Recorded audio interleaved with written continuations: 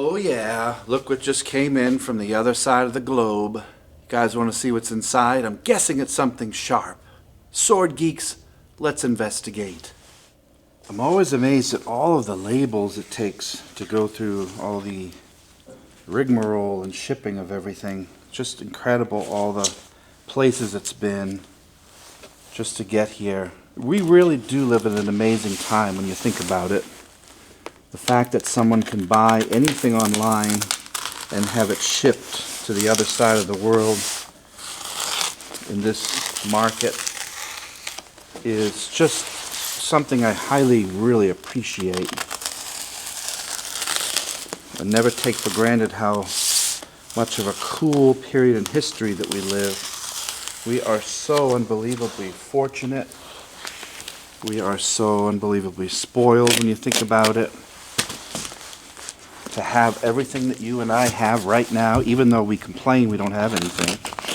But how would you like to have lived 400 years ago? I mean, this is heaven on earth, what we live in now. And again, to have the ability to save money, earn it, go out and earn it and buy what you want from people around the world who are taking the time to make something for you is incredible. And I really appreciate all the work that went into whatever I buy is made by many, many people. We're all together. So I'm just cutting this open. Here we go. Got that terrible styrofoam. I don't know which sword this is because I have several on order. There's a plastic bag here. Vacuum later on.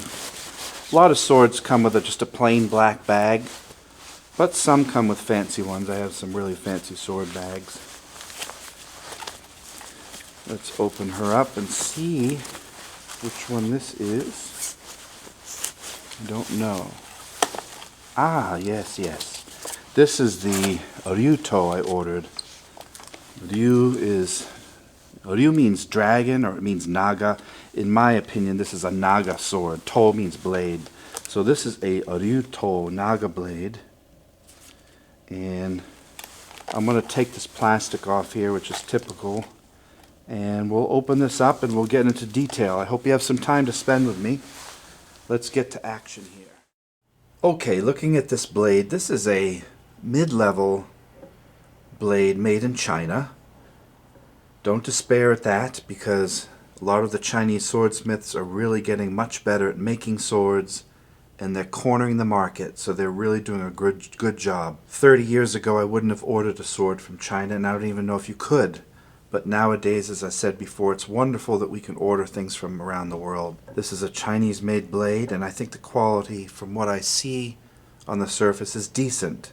First thing people ask is, what'd you pay for it? Well, this sword was around $300, which sounds like a lot of money to some people, and it's not a lot to others, depending on where you are in your life. Some people pay $20,000 for a blade, so this is considered a low to mid-level blade. So let's take a look at it. Sayabiki, and remove the saya. First thing I do, because it's covered in excessive oil from shipping, is I'm going to wipe the blade off. And you'll see all of the tremendous amount of oil, over excessive oil that they pack it in, which is fine because of humidity. So you can see that dirt coming off the blade. That's just from one quick wipe. The first thing you want to notice is this dragon on the blade here. This is really neat. Let me get it a bit closer. So there's a dragon etched on the blade. That's very unique. You don't see too many blades with a dragon. And then on this side, looks like a Congo or something. Congo Vajra of some sort here with a sword. Almost like a Fudomyo type of symbolism here. And kanji there. But one of the reasons I ordered this blade is I like unique swords. I have a collection of over 100. And the older that I get, I like different colors. I love how the swordsmiths in China and Japan are kind of changing things up. They're making different colored blades now. They're using different metals, different fittings. They're really doing some wild and progressive type things with swords that I really enjoy, because you get tired of the same old black and white katana. It's really attractive to me as a collector to see these different types of swords. This blade is a 1095 high carbon steel. Now, according to the smith, this blade was folded 15 different times, which creates 32,768 layers. Now you say, well, does that mean they folded it that many times? No, it's just it was exponentially folded, meaning you have the metal, you fold it once, okay, now you have 2 layers. Fold it again, it becomes 4 layers. Double it over again, 8 to 16 to 32 to 64, 128, 256, 512, 1024, etc. So it's about 15 folds, and you end up with 32,000, almost 33,000 layers. Now that might not make a difference to anybody, but it's pretty cool to know that it has a lot of folding, which really increases the metallurgy strength. Speaking of strength, on the Rockwell C scale, this tempering has a hardness of 60 HRC, so the blade here, the ha, which is the sharp part, is very hard steel, and then the mune, the spine, is a softer steel, if you want to use that word. That's why you get the temper, the hamon line. They put clay here and it bakes differently in the forge. The reason why you want a really hard and HRC of 60 is very hard. It holds the edge better, and it's more brittle here for cutting. This you want more supple. In case it gets hit, it won't shatter or break or bend. Blade thickness, I think, is 0.28 inches at the max here. There is, from what I can tell, a slight distal taper going out. I don't know what it is. The width of the blade is 3.2 centimeters, which is about 1.26 inches. There's no bohi, which is the fuller. There's no fuller here. There's no groove. So this is a very heavy blade, probably better for cutting. The tang is full, from what I can tell. I will probably take it apart for you a little bit later just to see the tang for a moment. The overall length is 40.6 inches, or 103 centimeters. That includes the ska and the blade itself. Now the katana's tip, the kisaki up here, can you see the shape, I hope? I'm just using reflections from the window. It's snowing outside. This is a shinogi zukuri style of kisaki, which is a chu kisaki, or a medium kisaki here. Some are very long, some are very short. This is a medium length, which is about average and typical for this sword. It's a nice kisaki, very powerful looking, interesting, sharp as anything. This is a razor sharp sword. Let's bounce to the scabbard of the saya. Nice looking saya here. You can see the black and white sageo there. Kurigata is pretty normal here. I like this saya because it's got speckled paint. I don't know if that'll pick up or not. Like a gold dropped paint on the black piano finish here. Nothing special about the end. There's no horn or anything on it. Apologize if it goes out of focus. Got the Koiguchi carp's mouth there. To me, I don't think there's any extra hard. Sometimes they put buffalo horn or something up here, a different type of wood, because this is the place that you're likely to cut with the sword, putting it back with noto.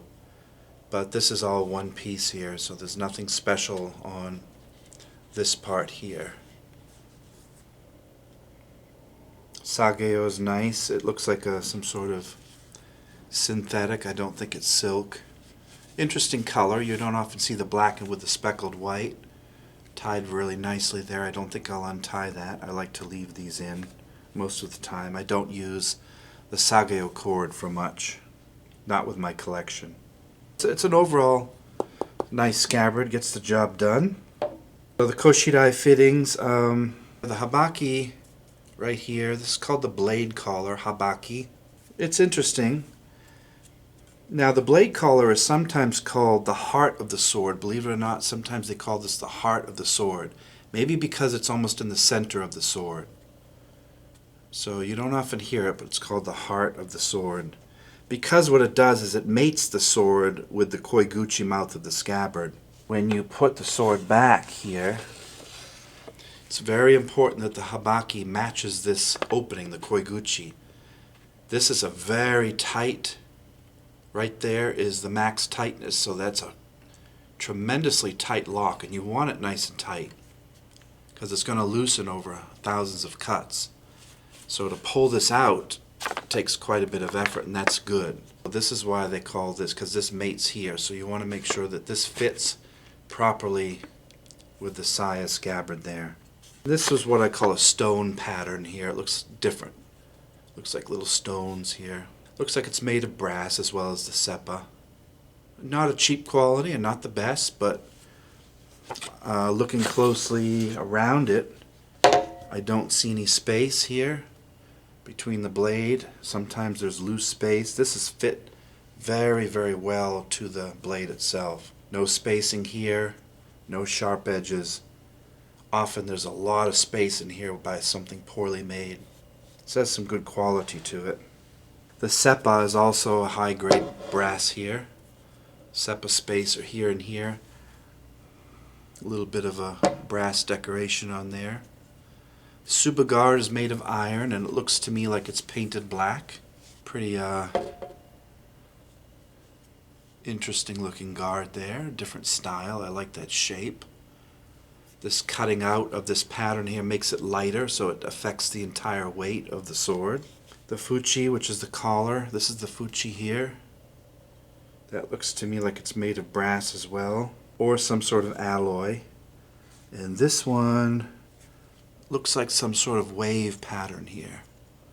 Some sort of wavy pattern. The kashira, which is the butt cap down here, which you hit people with, is the same decoration as the collar, and that looks like an alloy. I don't think that's brass. It's tied very well here with the ito. Sometimes these are really loose and cheaply made. This looks pretty good here. Pretty well made, and I like the rough surface of it. Very atypical. The ska, which is the handle, is 10.24 inches long, which is a bit short, 26 centimeters. Bit too small for me, but with your hands in the proper form here, I'm using my left on the top just to show you. It's good. Good length here. This is wrapped in ray. It's got ray skin underneath it. I've been told. I haven't looked underneath the wrapping, but there's ray skin underneath. The ito, the wrap, is coffee leather. Tate maki is battle wrap. That's when they wrap it. Instead of the typical diamond patterns, they just continue to wrap it around. And that's an unusual wrapping. Sometimes they call that a Korean style sword wrap, because a lot of Korean swords have that type of wrap. Again, one of the things that attracted me to this sword was the wrapping. It was atypical. The Mikugi pins, there's 2 pins here, so it's a full tang. Often they just have 1, but this has double. These stick out a little bit too much, so I might sand those down. That's a little bit harsh to have those sticking out that much, but it might have been in the general design style. They might have wanted that specifically out there like that. The menuki, the ornament, is also brass, and it looks to me like it's a dragon here. There's one on this side and one on this side.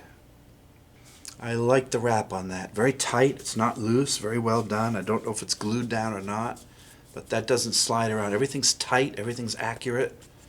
There's no looseness to it. Pretty well made. Look at that etching. It's just beautiful. Overall, good quality. I'm happy with it. These swords tend to be a bit top-heavy in the blade. They're not balanced very well. I have very few swords that I find are perfectly balanced. This one is alright. It's not bad, but it's, you know, the center line of the balance is probably up there somewhere. The polish is alright. So you have a sword maker, and then you have a polisher. A polisher is not the same as a sword maker. Polisher is called a togishi. Togishi is someone who does nothing but polish the blades after the smith is done. And it's a tremendously interesting job. What he does is he uses various grades of water stones to sharpen and polish the blade down. It gives it this razor sharp finish here. It also brings out the characteristics or the faults of the blade. So the hara, which is the grain pattern, I don't know if you can see it here. It's really hard to see. But the hara, the grain pattern, is of a wood pattern here. Polishing brings this out. There you can see it. And the hamon line is medium. It's not really distinct, which means it's probably accurately made. It's certainly not painted on there. This is actually made in the smithing of the blade itself. To me it looks like a Midari style pattern hamon, like a Choji Hidari style here. This is very typical. Some have a straight hamon, some have a cloud pattern. There's about 4 or 5 different types of hamon cloud lines there. I don't see any faults on the blade, and I know I'm touching it. That's okay to do as long as you wipe it down. It's false to say you never touch a blade. Of course you touch it, but you wipe it down when you're done. In other words, don't touch a blade and then ignore it. You want to clean it. Beautiful blade here. Anyway, back to the togishi. In Japan, the togishi men, they call them, and sadly they're all men. There are no women polishers that I know of. Hopefully that'll change one day. They're considered to be a national treasure, someone that polishes blades. Believe it or not, they are more rare than swordsmiths. And do you know how long it takes to apprentice to become a polisher of blades? Take a guess how long it takes to apprentice. For a smith to make a blade, it takes 5 years to apprentice before you can start making your own on your own. That's a lot of time. And to be a togishi apprentice takes 10 years, a decade, twice as much as a smith to become a polisher. So the polishers are often more treasured than the swordsmiths, and they're few and far between. Very few still live or care to do it. Now a high-end sword, I'm talking $10,000, $20,000, $30,000, the polisher could polish 10 hours a day, 6 days a week. That is a long time. And guess how long it takes to polish a high-end blade? Yes, you guessed it. If you guessed it, about 10 days. Can you believe that? 10 hours a day, 6 days a week, 10 days to polish and sharpen a katana in the traditional way. 100 hours per sword. Now on this one, obviously this was not done by a Japanese togishi. It was done in China, probably at a smith shop. I'm not saying the quality's bad, it's not. And these guys can be damn good as well. But with this level of sword, the polishers in China spent far less time polishing this, you can tell. Because it's not a $10,000 blade. It's a $300, $400 blade. But again, that doesn't mean that they're damn good at their job. They are. I would need to pay over 10 grand to get a several day polish. But that's beautiful. It's not mirror polish, but it's better than many I've seen. Some are so dull and boring. So you're paying partly for the craftsmanship of the sword, the sharpness, the metallurgy, and the polishing here. I don't know how they etch these on here. I have no idea whether that's machine done. It probably is. Can't imagine that's done by hand. That would take forever. Now some of you out there probably have a sword just like this or close, because you can find these on eBay, so they're not hard to find. Like everything else, you have to do your research. Let me open my kit here and we'll try to get the handle off.